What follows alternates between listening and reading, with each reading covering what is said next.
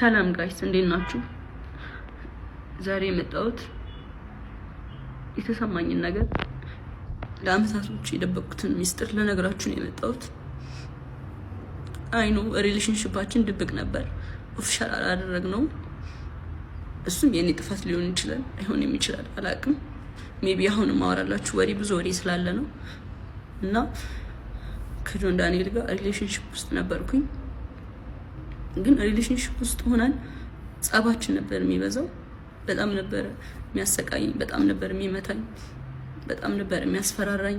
ከኔ ጋር ከተለያየሽ አጠፋሻለሁ፣ ከቲክቶክ ትጠፊያለሽ፣ ላይቭሽን አዘጋዋለሁ፣ መስራት አትችይም እያለኝ ለአመታት እያስፈራራኝ ኑረናል። እና አሁን ትናንትና ደግሞ አካውንቴን ባን አድርጎታል። ብዙ ጊዜ ስንጣላ የመታኝ አሉ ቁስሎችን ስክሪንሾት አስቀምጥላችኋለሁ እዚህ። እና አሁን የመጣሁት እንድታስጠነቅቁልኝ ነው። እኔ ምንም አልፈልግም፣ ድራማ አልፈልግም። እኔ ማስተዳድረው ቤተሰብ አለኝ። እኔን የሚጠብቁ ከኔ የሚጠብቁ ቤተሰቦች አሉኝ። ለነሱ ነው የምኖረው። እና እንዲያልፍልኝ ለእናንተ መናገር ፈልጋለሁ። እና አመሰግናለሁ። አካውንቴ ባን ሆኗል። ከዚህ በፊት ዋርኒንግም ኑሮት አያውቅም፣ ታውቃላችሁ። አሁን ትናንትና ማታ 9 ሰዓት ላይ ነው የተዘጋው። ምንም አድርጌ አይደለም። እና ከአመታት በፊትም ላይቬን ሁሌ ነበር የሚያዘጋብኝ። ይሄ ማስረዳለ። ቲክቶክ ላይ ብዙ የሚያውቁኝ ሰዎች አሉ፣ እነሱም ያውቃሉ። ሁሌ ላይቬን ያዘጋው ነበር። ሁሌ ነበር የምማጸነው፣ ለምንድን ነው ላይቬን የምታዘጋው እያልኩት። እና ስንጠላ በሱ ነበር የሚያስፈራራኝ።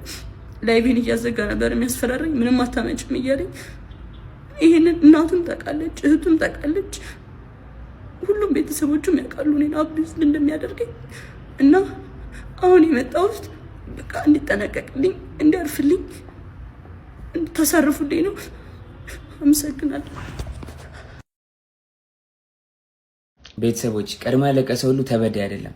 የጃኒን ህይወት ላለመበጥበጥ፣ ሪሌሽንሺፑን ላለመበጥበጥ ዝም ብዬ ነበረ። ብዙ ነገር ዝም ብዬ ተቀብዬ ነበር። አሁን ግን እያንዳንዷ ነገር በማስረጃ ያሰማችኋለሁ።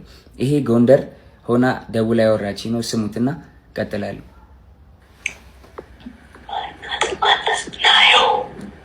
ናየው አለች እያለች ነው።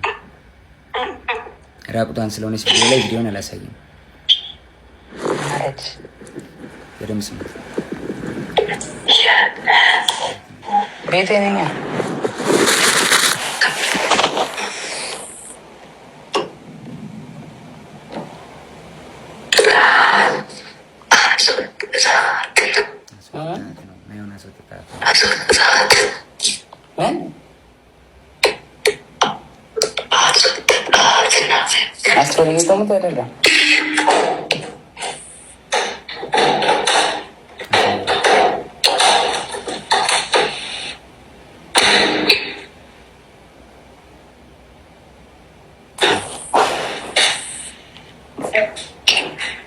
ሰው እንዳይሽ ስታሳይ ኖረ ማንም የለም ብቻ ነው።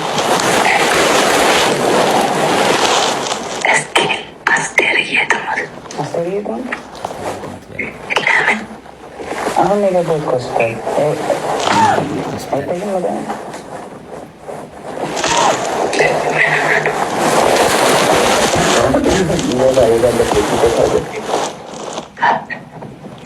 ወባ እግዚአብሔርን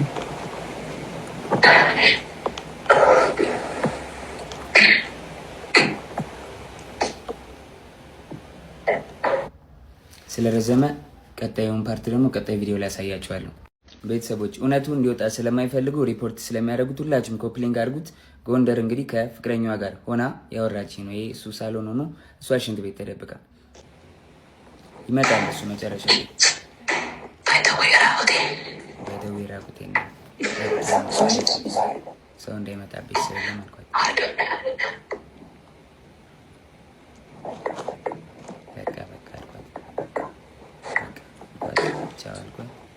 ዘጋሁት።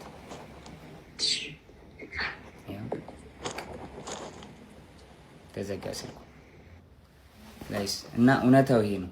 ከዚህም በኋላ እንግዲህ እዛ ይበጠበጣል። ጎንደር ላይ ቲንክ እየሰማት ነበር። እሱ ተበጠበጠ፣ ተደወለልኝ እኔ ጋር ከዛ በኋላ ኤልሻዴ ደውላ ጆ ለምን ደወልክ? እየደወለልኝ ነው አለች ጃኒ አለች። እኔ አልደወልኩም ኤልሹዬ፣ ሁሉም ነገር ደግሞ ስልኬ ላይ ያለ ሪከርድ ማለት አሳይሻለሁ አልኳት። እሺ ይቅርታ አለችኝ ኤልሻዴ። ከዛ ሳስበው እኔ አልደወልኩም ካልኩኝ እሷ ደውላ ከሆነ ትበጣበጣለች። ሪሌሽንሺፑ እንዲበጠበጥ እንዲለያዩ አልፈልግም። እኔ ደግሞ ቢኮዝ የጀመርኩት የራሴ ህይወት አለ፣ ድጋሚ መበጥበጥ አልፈልግም። ልጅ አለኝ፣ አዲስ ህይወት አለኝ። እኔ ህይወቴ መቀጠል እፈልጋለሁ። የሰው ላይፍ መበጥበጥ አልፈልግም። ከዛ ደወለች። እሱም እየሰማህ ነው ምንድን ነው አለችኝ። መበጥበጥ ስላልፈለኩ ውክልና ሰጥቻታለሁ። የባንኪን መኪና የገዛሽ ጊዜ 1 ሚሊዮን ብር ሰጥቻት ነበር። እስር ቤት በነበርኩበት ሰዓት ትራንስፈር ማድረግ ስለማልችል 1 ሚሊዮን ብር ከባንኬ ላይ ውክልና ሰጥቻት እንትን ብላ ነበርና ውክልናው አልተነሳም። ጃኒ አይ በቃ ውክልናው እንድታነሽልኝ ነው ብዬ ዘጋሁት ስልኩን ማለት ነው። እስከ ዛሬ ድረስ አንተን የደወልከው ምናምን ለምን ትንትላለህ ምናምን ስባል ዝም ያልኩትኝ የእሷ ሪሌሽንሺፕ ላለመበጥበጥ ነበር፣ ይሄን ነገር ላለማውጣት ነበረ። ግን በዚህ ልክ በዚህ ርቀት ልክ እኔን ለመጣል ትሄዳለች ብዬ አስቤ አላውቅም። ሜቢ ፎሎወሯ ያኛው ስለተዘጋ ይሄኛውን ፎሎ ለማስደረግ ሊሆን ይችላል። ግን በዚህ ልክ እኔን አታክ ለማድረግ መሄድ የለብሽም ጃኒ። ሌላው ደግሞ የተለያዩ ምስሎችና ቪዲዮዎችን ይዞ በመውጣት ጆና ኒል እንደዚህ አድርጎኛል፣ እንደዚህ አቁስሎኛል። አይደለም ሴት ልጅ ወንድ ልጅ እንደዛ አላደርግም። እኔ እናትና አባቴ ካዩዋቸው ዓመት ከ6 ወር አልፎኛል። እናትና አባቴን ድጋሚ አያሳየኝ። እኔ እንደዛ አላረኳትኝ። 2 ሴት እህቶች አሉኝ። 2 ሴት እህቶቼን ሌላ ወንድ እንደዚህ ቢያደርግብኝ ምን እንደማደርግ አውቃለሁ። በእህቶቼን እንዲደርስ የማልፈልገውን በሌላ ሴት ላይ አላደርግም። አይደለም ሴት ወንድ አቁስዬ አላውቅም። ሜቢ ድሮ ተደባድቤ ሊሆን ይችላል እንጂ ካለ ወጥቶ ይክሰሰኝ። እንደዚህ ያደረኩት ሰው ካለ ወጥቶ ይክሰሰኝ። መረጃ ካለሽ ለምን አልከሰሽኝም? እንደዚህ አድርጌ ከሆነ ወይ ደግሞ አስፈራርቼ ይዤሽ ከሆነ 1 ዓመት ከ4 ወር በህግ ጥላ ስር ነበርኩኝ አይደለ? በህግ ጥላ ስር እያለሁ ማድረግ ትቺ ነበር ምንም ነገር አይደለ? አልነበረም። ግን እስር ቤት ሆኜ በጣም ትመላለሽ ነበረ። በጣም አመሰግናለሁ። በጣም ከናዮ ስትፈታ ብዙ ነገር ተፈጥሯል። ታውቂያለሽ፣ ብዙ ነገር ሀፕን አድርጓል። በቃ እኔ እዚህ ጋር ልጅ ስላለኝ መቀጠል ስለማንችል ሪሌሽንሺፓችን ቆመ። ስለዚህ ሪሌሽንሺፓችን ስለቆመ እኔ ወይ ወድቄ ማየት የለብሽም ወይ ደግሞ አሁን አዲስ ህይወት ጀምሬያለሁ። በቃ አዲስ መንገድ ላይ ነኝ። አዲስ ሰው ሆኛለሁ። ተይኝ፣ በእግዚአብሔር ስለ እግዚአብሔር ተይኝ ጃኒ። በቃ አዲስ ህይወት አለኝ። የራሴን ህይወት ልኑርበት።